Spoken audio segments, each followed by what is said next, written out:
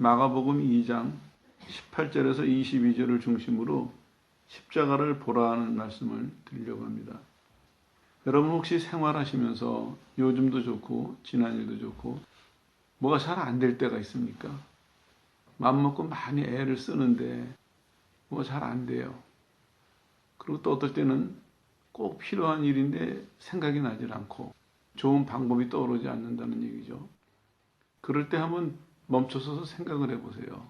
어떤 생각을 해보시냐면 하나님의 길이 아닐 수도 있습니다. 그러면 하나님은 자꾸 막으세요. 우리 생각을 막으시고 우리 환경을 막으시고. 근데 이제 사람들이 보면은 그거를 끝까지 그냥 하던 거니까 끝까지 관철시키려고 하는, 뚫고 나가려고 하는 이런 태도들이 있는데, 그 말씀을 갑자기 왜 드리냐면은 오늘 이 얘기가 여러분에게 그런 면에서 도움이 될 수도 있지 모르겠다 하는 그런 마음에서 말씀을 드립니다. 다시 이제 주제로 돌아갈게요. 예수님은 십자가에 대해서 정확하게 3번을 예언하셨어요. 그리고 지난번에 말씀드린 것처럼 8번 정도를 암시하셨거든요. 근데 오늘 우리 본문이 8번에 넣을 수도 있고 9번으로 추가할 수도 있는 그런 내용의 본문입니다. 왜 이 말씀을 드리냐면은 예수님은 미리 은혜로 우리에게 어떤 것을 알게 하세요. 암시를 주세요. 어떨 때는 정확하게 하시기도 하지만 어떨 때는 아주 살그머니 아주 작은 소리로 작은 움직임으로 역사하시고 지나가거든요. 여기서도 보니까 분명히 예수님은 오늘 이 사건을 통해서 십자가를 예고하고 계세요. 근데 문제는 아무도 알아듣는 사람이 없다는 얘기입니다. 왜 못 알아들었을까?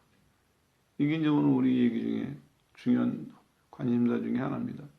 오늘 이제 금식 얘기가 여기 나오는데 이 사람들은 자기네들의 행위에 만족했어요. 자기네들의 행위를 자랑했어요. 금식하는 그 행위를. 그러니까 그 금식에 대해서 예수님이 설명을 하시는데도 못 알아듣는 거예요. 왜냐하면 내 행위에 만족하다가 보니까 스스로 흥에 겨워서 귀를 막고 눈을 감고 그냥 하던 대로 열심히 이렇게 하는 거예요. 그래서 이제 하나 추가가 되죠. 그러다가 예수님의 제자들이 금식 안 하니까 왜 안 하냐고 지금 비판을 하고 있습니다. 여기 이제 오늘 얘기의 시작입니다.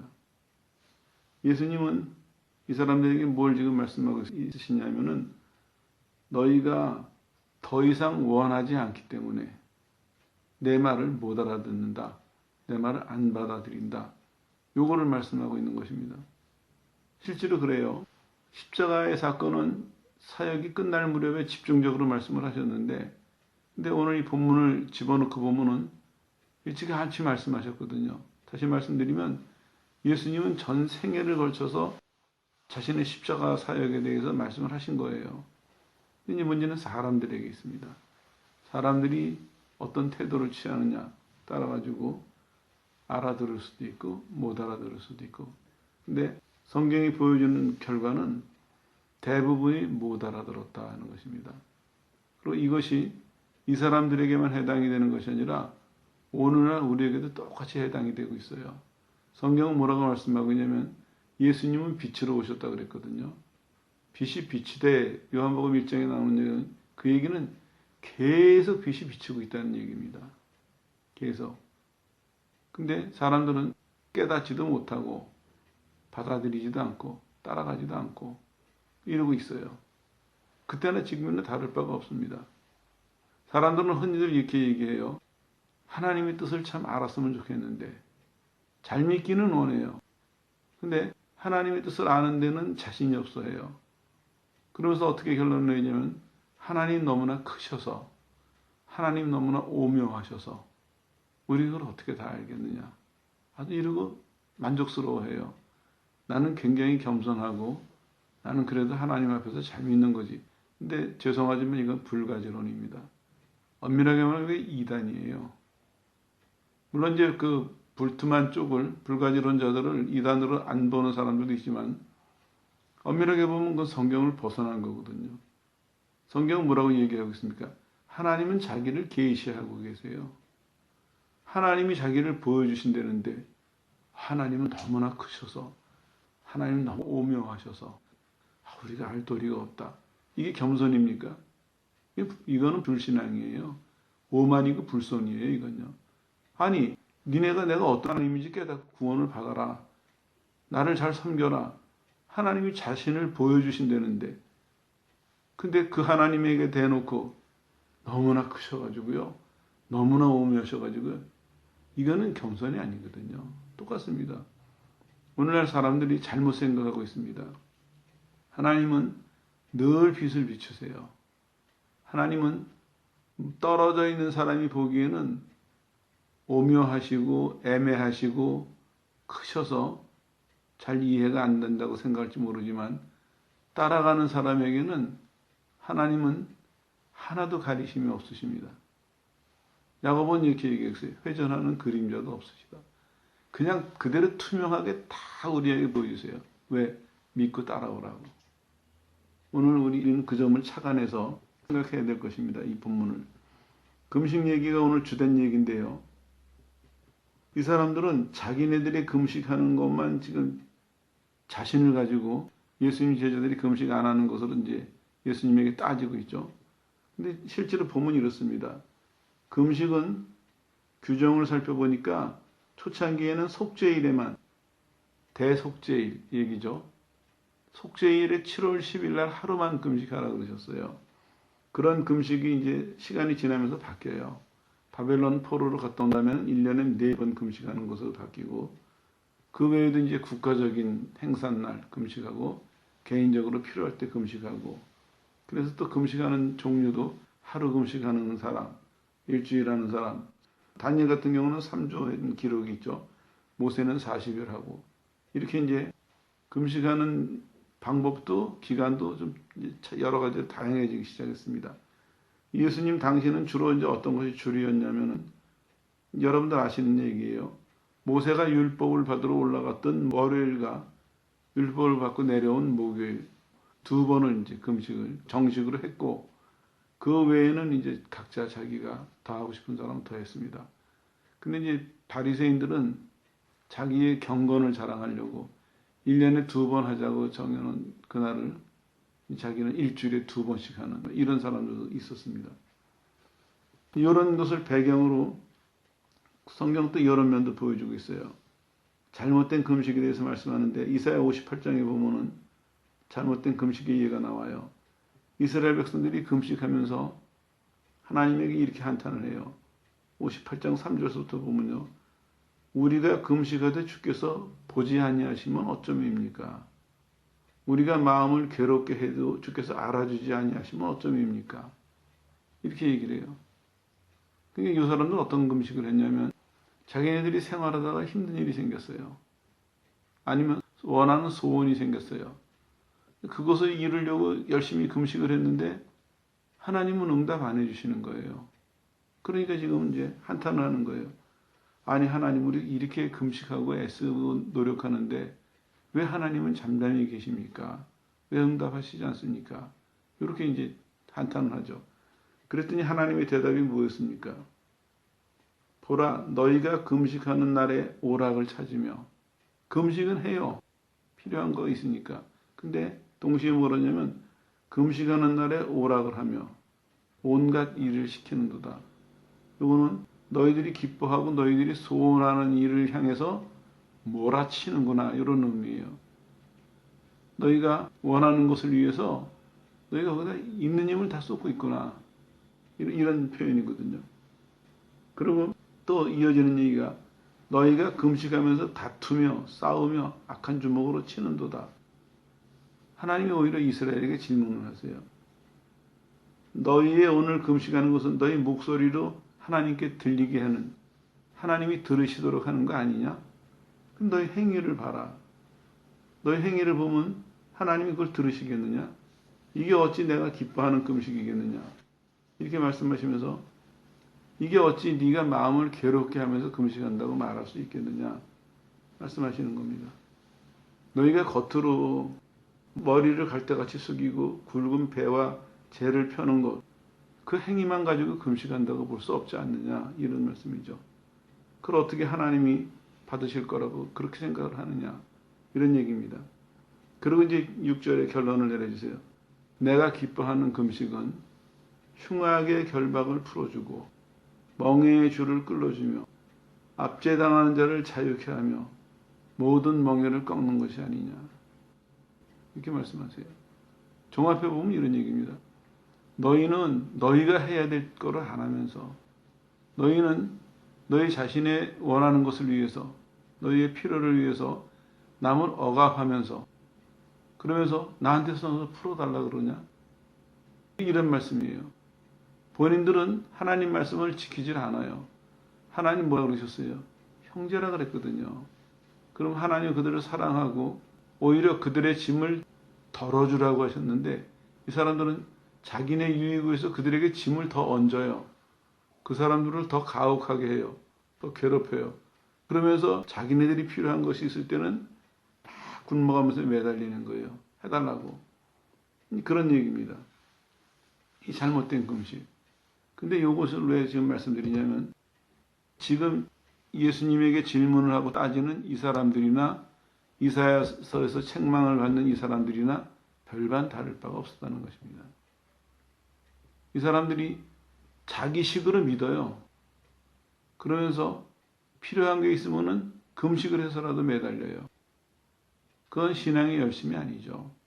자기의 목적을 이루기 위한 열심이지 신앙의 열심이 아니거든요. 우리가 이걸 잘 생각해 봐야 돼요. 신앙은 믿음과 행위가 양쪽의 바퀴처럼 같이 이게 다녀야 돼요. 근데 행위는 하나님 말씀을 따르지 않으면서 마음으로 막 흔들리 믿습니다, 내가. 이건 하나님이 들으실 수가 없죠. 정말 하나님이 들으시길 바라는 사람이라면 하나님 말씀에 따라가야죠. 그거 차이예요. 언젠가 한번 간증을 드렸지만 기도도 마찬가지입니다. 기도도 내가 유창하게 못해도, 열심히 못해도 하나님 앞에 뭐라고 하시든지 따라가야지. 그런 마음으로 기도하는 사람은 응답을 주세요. 응답을 하세요. 그리고 또 기도하다가 잘못된 게 생각이 나면은 그 고치는 사람은 하나님이 기뻐하시고 응답하세요. 근데 본인이 해야 될 거를 깨닫게 하셔도, 본인이 해야 될 것을 알게 하셔도 그거는 안 하면서 내 필요한 것만, 내 요구만 계속해서 하나님 앞에 하는, 이건 안 된다는 것이죠. 이건 이제 배경으로 생각을 해보세요. 예수님이 지금 십자가 얘기를 하려고 하시는데 이 사람들은 금식 얘기를 들고 나왔습니다. 예수님은 하나님의 구원과 은혜를 말씀하려고 하시는데 이 사람들은 자기의 행위와 공로를 들고 나왔어요. 전혀 다르죠, 입장이. 그러니까 못 알아들으니까 비유를 말씀하세요. 혼인집 신랑의 비유를 말씀하시니까 더 못 알아듣는 거예요. 아니, 혼인집 신랑과 십자가가 도대체 무슨 상관이 있느냐, 이렇게 이제 이 사람들이 생각하겠죠. 근데 실제로는 어떻습니까? 이 사람들이 금식의 의미와 금식의 때를 구분 못한 거예요. 금식의 의미를 알았다면 오늘 이 비유를 충분히 이해했을 거예요. 금식이라는 것은 평소에 하나님께 가까이 가기 위해서 하는 거거든요. 그러니까 우리가 이제 금식을 잘못 배웠는데 해석도 잘못했어요. 특별히 어느 교단에서는 내가 기뻐하는 금식은 흉악의 결박을 풀어주며 모든 멍에를 꺾고 하는 거니까 금식만 하면 하나님이 우리 모든 멍에를 꺾어준다, 이렇게 잘못 가르치는 사람들이 있는데 그 틀린 해석입니다. 그런 얘기가 아니에요. 네가 그거 하라는 얘기예요. 네가 해라. 그러면 하나님이 네 기도를 들으신다. 하나님께서 들으시고 네 기도가 하나님께 연락이 받아들여진다. 이런 의미거든요. 여기서도 똑같은 얘기예요. 금식은 소원을 이루기 위해서 하는 게 아닙니다.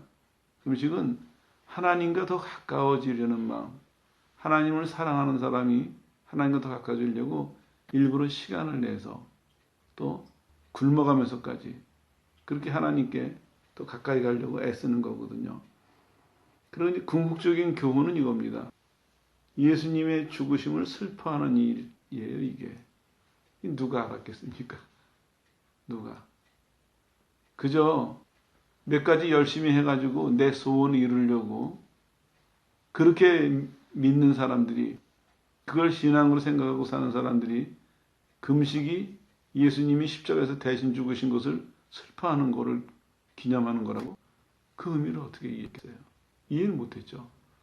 의미를 모르니까 혼인집에서 신랑이 있을 때는 기뻐하고 뺏기는 날 슬퍼해라.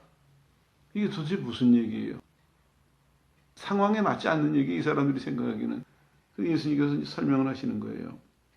말씀 그대로예요. 신랑이 혼인하러 왔어요. 그 신부집에. 그러면 어떻게 되겠습니까? 기뻐해야죠. 신랑을 데려다 놓고 슬퍼할 수 있나요? 그런데 만약에 이제 앞으로 신랑을 뺏긴다면 그때는 슬퍼해야죠. 이것이 시대를 바로 보고 때를 바로 보는 사람의 태도죠. 여기 그 뺏긴다는 얘기는 그런 표현을 쓰고 있어요. 복수형으로 나와 있는데요.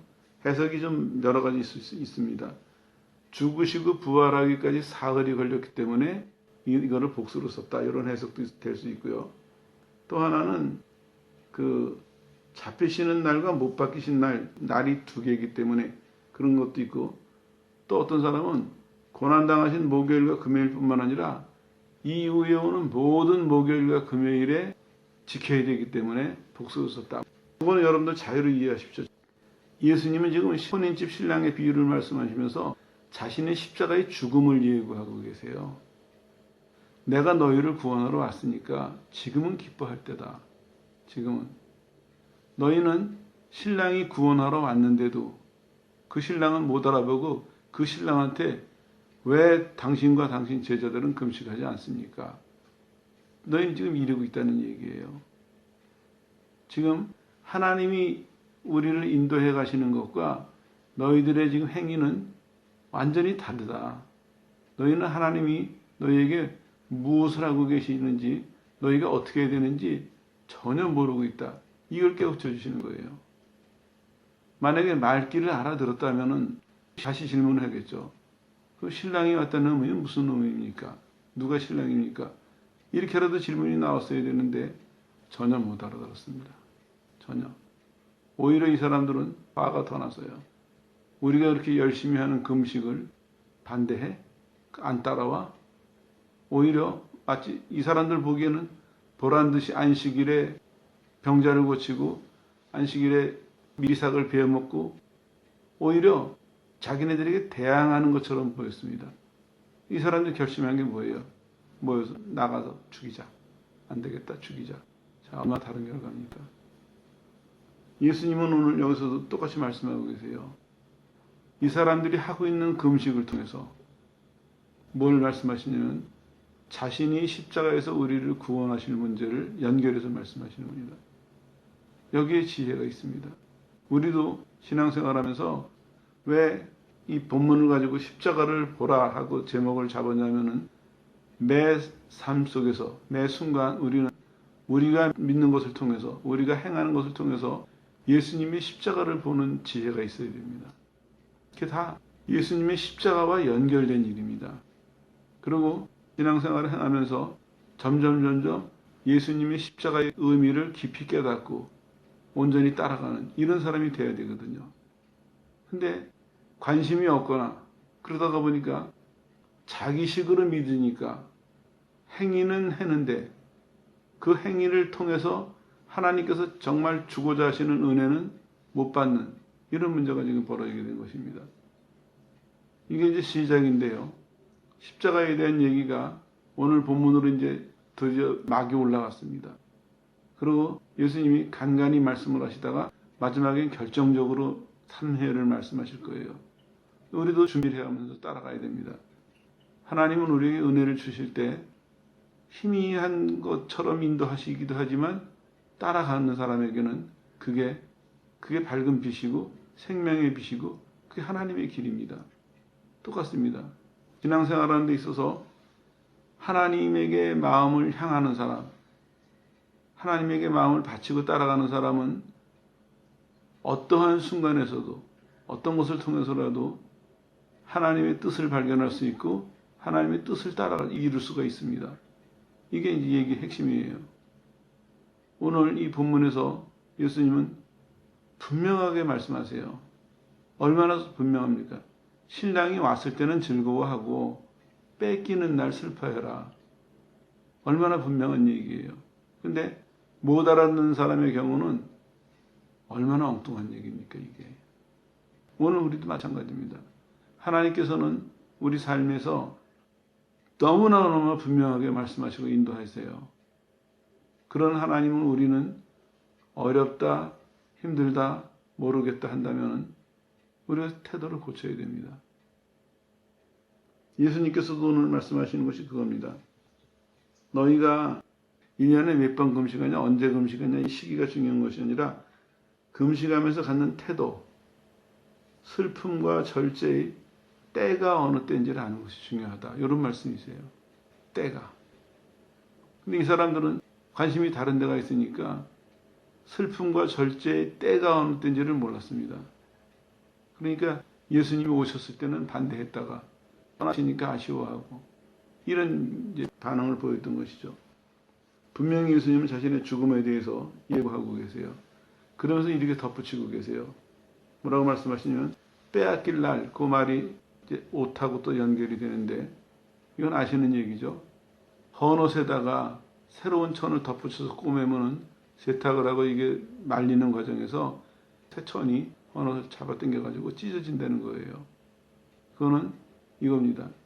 너희들이 너희들 식으로 믿었던 금식에 대한 생각, 금식에 대한 생활, 너희들 식으로 믿었던 그 옛날 것은 버려야 된다.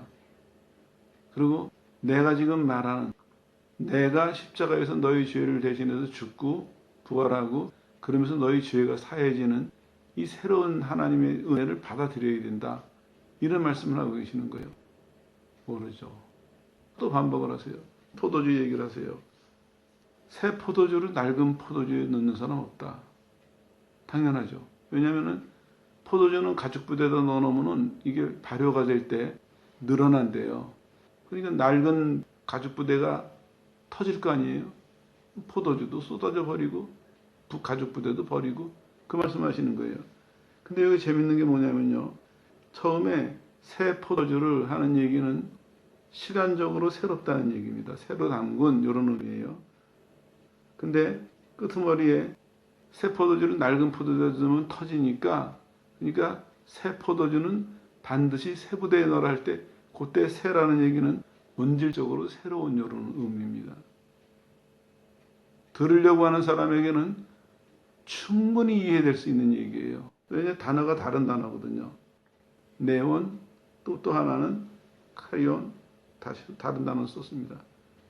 카리오스 본질적으로 새로운 것이다. 다른 단어를 썼는데 관심이 없는 사람들은 이렇게 너무나 상세하게 말씀하셔도 결국에는 못 알아들었다. 이런 얘기입니다. 정리하겠습니다. 오늘 이것을 보면서 다시 생각하는 것이 뭐냐면은 십자가 빛 아래서 신앙생활 해야 되겠구나 하는 생각을 다시 했습니다. 여러분들도 그걸 꼭 기억하십시오. 우리는 시작이 십자가 은혜로 시작된 신앙입니다. 예수님이 대신해서 죽으시지 않으셨으면 우리는 하나님의 은혜를 입을 아무런 근거가 없어요. 아무런 자격이 없습니다. 하나님이 우리를 사랑하실 아무런 이유가 없습니다. 우리의 신앙은 예수님이 십자가에서 대신 죽어주신 그 은혜 때문에 우리의 신앙은 시작된 것입니다. 그리고 우리가 평생 살아가면서 하나님의 은혜와 복을 받는 것도 예수님이 십자가에서 죽어주신 그 은혜 때문입니다. 이걸 꼭 기억하세요. 이 두 가지 반응이에요. 하나는 뭐냐면 그러기 때문에 우리는 시작서부터 끝까지 감사해야 됩니다. 하나님 앞에. 우리에게 새 생명을 주시고 하나님의 자녀로서의 이 복된 삶을 허락하셨으니까 감사해야죠. 때로는 내가 이해 못하는 상황이 생겨도 때로는 내가 원하지 않는 상황에 놓인다 할지라도 여러분 절대로 감사를 잊지 마세요. 감사를 놓치지 마세요. 그리고 왜 이렇게 말씀드리냐면 생각을 해보세요. 우리가 죄인 되어서 하나님의 저주를 받아야 되는데 우리를 살리려고 예수님이 십자가에서 그 저주를 대신 받으셨어요.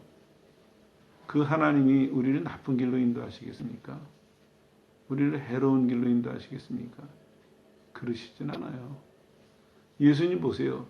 제자들이 못 알아듣는다고 혼내셨나요? 아니에요. 제자들이 배운 다음에 엉뚱한 짓 한다고 야단치셨나요? 아니에요. 또 타이르고 또 타이르고 알아들을 때까지 타이르셔서 결국은 올바른 길로 인도하셨거든요. 예수님이 제자들을 모질게 대하셨나요? 아니에요.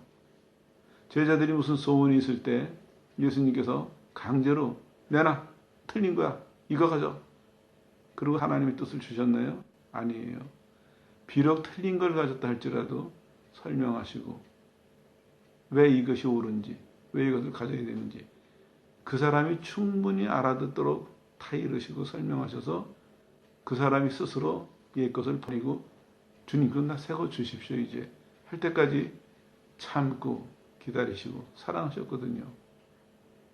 그럼 결과나 과정이나 예수님이 제자들에게 잘못하신 것이 있나요? 없습니다. 우리도 똑같아요. 우리를 인도하시는 예수님이 십자가에서 우리를 대신해서 죽으신 분인데 우리를 인도하실 때 우리한테 어떻게 대하시겠습니까? 가장 좋은 것으로 주시거든요. 가장 선한 것으로. 이해가 안 되는 것은 내가 몰라서 그런 거고 그게 힘들게 여겨지는 건 내가 익숙하지 않아서 그런 것이지 예수님 주시는 것은 나쁜 것이 없습니다. 그리고 기억하십시오. 예수님은 나쁜 것을 가지고 계시지도 않고 예수님 성품에 나쁜 것을 주실 수가 없어요. 그런데 예수님이 우리에게 나쁘게 하시겠어요? 꼭 기억하십시오. 왜 감사해야 되는지, 왜 범사에 감사해야 되는지, 그리고 왜 모든 말씀에 순종해야 되는지, 오히려 작은 일서부터 큰 일까지 왜 자꾸 하나님께 맡기고 하나님의 뜻을 따라가야 하는지, 왜 자꾸 내 생각을 버리고 하나님의 뜻을 찾아야 되는지 이유가 다 십자가에서 나와야 됩니다.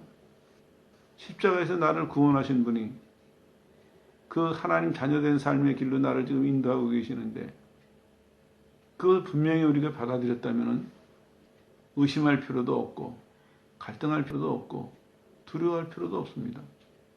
감사하고 믿고 따라가면 됩니다. 참 아쉬운 것이 어떤 사람들은 나는 나를 위해서 십자가에 못 박히신 예수님을 봤습니다. 만났습니다. 그런데 예수님을 따라가는 데는 또 안 그래요. 그게 분리가 될 수 없는 일이거든요. 어떤 사람은 예수님을 믿는다고 해요. 예수님이 주시는 천국도 소망해요.